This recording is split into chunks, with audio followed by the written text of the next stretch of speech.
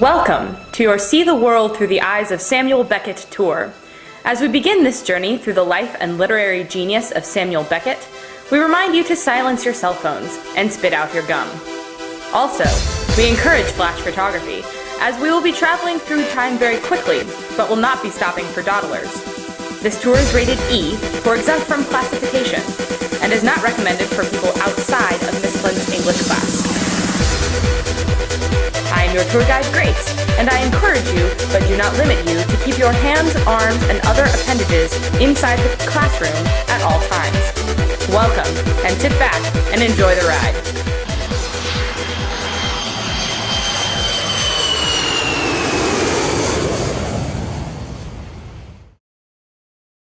I hope that you've had a pleasant flight through this year's English class, and would like to welcome you to our departation point, Dublin, Ireland.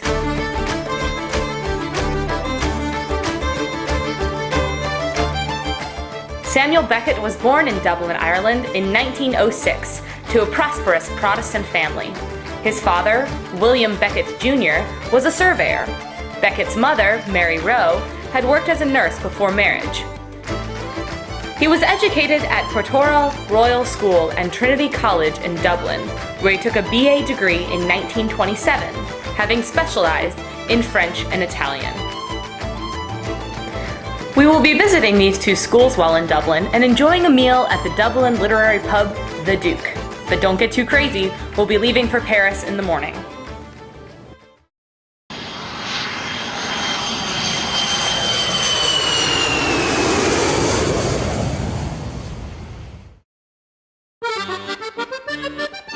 Paris, the home of the Eiffel Tower, the Louvre, and sites of some of Samuel Beckett's greatest works, including Waiting for Godot and his trilogy novels.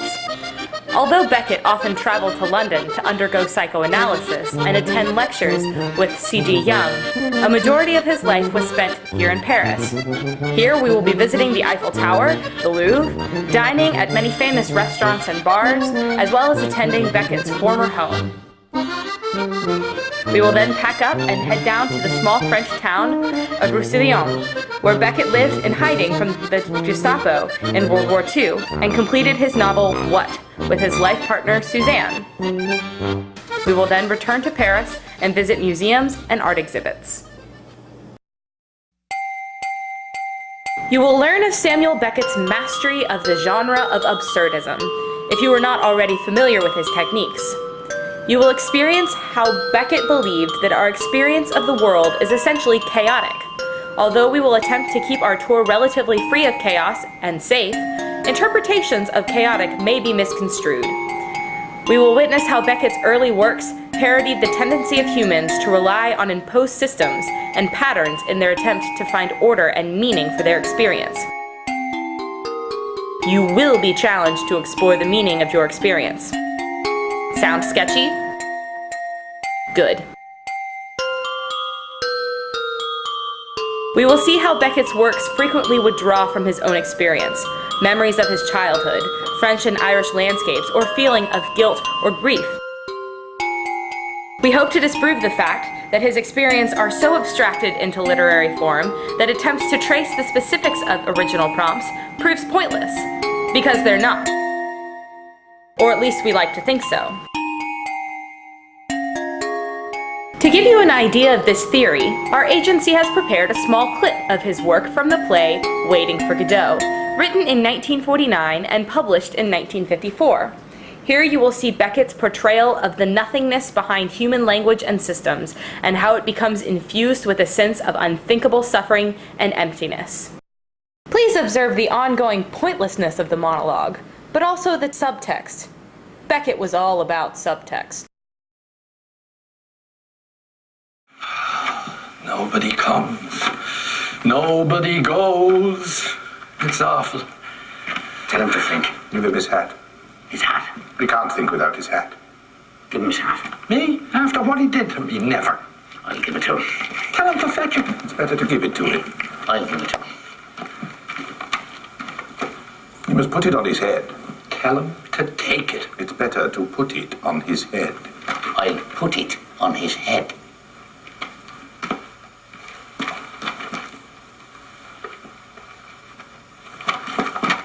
What's he waiting for? Stand back.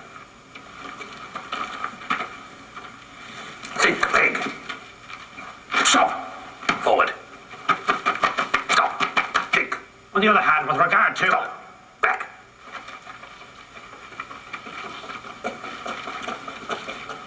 Stop. Think.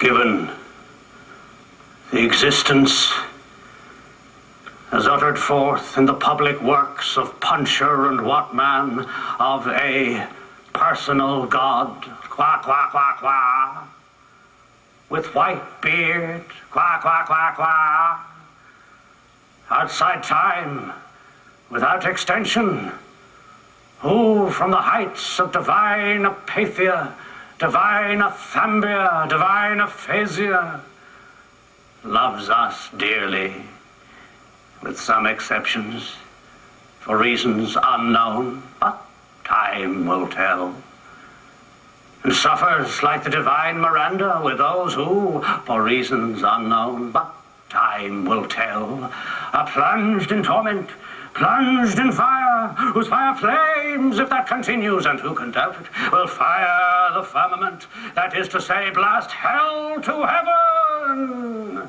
So blue, still, and calm. So calm with a calm which, even though intermittent, is better than nothing, but not so fast. And considering what is more, that as a result of the labours left unfinished, crowned by the Academy of Anthropometry of Essay and Posse of Testu and Cunard, it is established beyond all doubt, all other doubt than that which clings to the labours of men, that as a result of the labours unfinished of Testu and Cunard, it is established as hereinafter, but not so fast, for reasons unknown, that as a result of the public works of Puncher and Watman, it is established beyond all doubt, that in view of the labours of Fartov and Belcher, left unfinished for reasons unknown, of Testu and Cunard, left unfinished, it is established, what many deny, that man in Posse of Testu and Cunard, that man in Essay, that man in Short, that man in Brief, in spite of the strides of alimentation and defecation, is seen to waste and pine,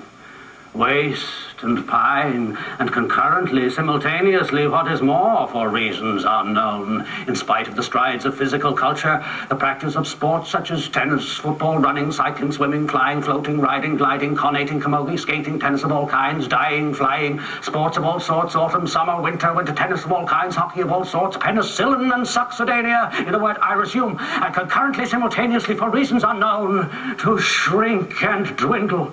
In spite of the tennis, I resume, flying, gliding, golf over 9 and 18 holes, tennis of all sorts, in a word, for reasons unknown in Peckham, Fulham, Clapham, namely concurrently, simultaneously, what is more for reasons unknown, but time will tell, to shrink and dwindle. I resume, Fulham, Clapham, in a word, the debt loss per capita since the death of Bishop Berkeley being to the tune of 1 inch 4 ounce per capita, approximately, by and large, more or less, to the nearest decimal, good measure, round figure, stark naked in the stocking feet in Connemara, in a word, for reasons unknown, no matter what matter, the facts are there. And considering what is more, much more grave, that in the light of the labours lost of Steinweg and Petermann, it appears what is more, much more grave, that in the light of the labours lost of Steinweg and Petermann, that in the plains, in the mountains, by the seas, by the rivers running water, running fire, the air is the same, and then the earth, namely the air, and then the earth, and the great cold, the great dark, the air and the earth, abode of stones, and the great cold, alas, alas, in the year of the Lord 600 and something, the air, the earth, the sea, the earth, abode of stones, and the great cold, the great deeps on sea, on land, and in the air. I resume, for reasons unknown, in spite of the tennis, the facts are there, but time will tell. I resume, alas, alas, on, in short incline, on,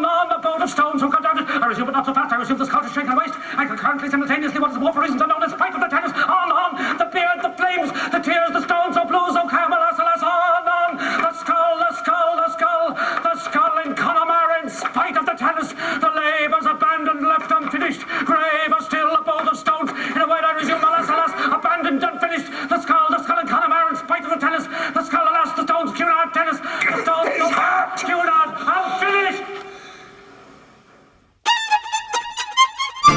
Waiting for Godot brought Beckett international fame and established him as one of the leading names of the theater of the absurd. The tragicomedy in 2 acts opened in the Babylon Theater on January 5th, 1953, and made history. 2 tramps, Vladimir and Estragon, who call each other Gogo and Didi, meet near a bare tree on a country road. They wait for the promised arrival of Godot, whose name would refer to God, or the French name for Charlie Chaplin, Charlot.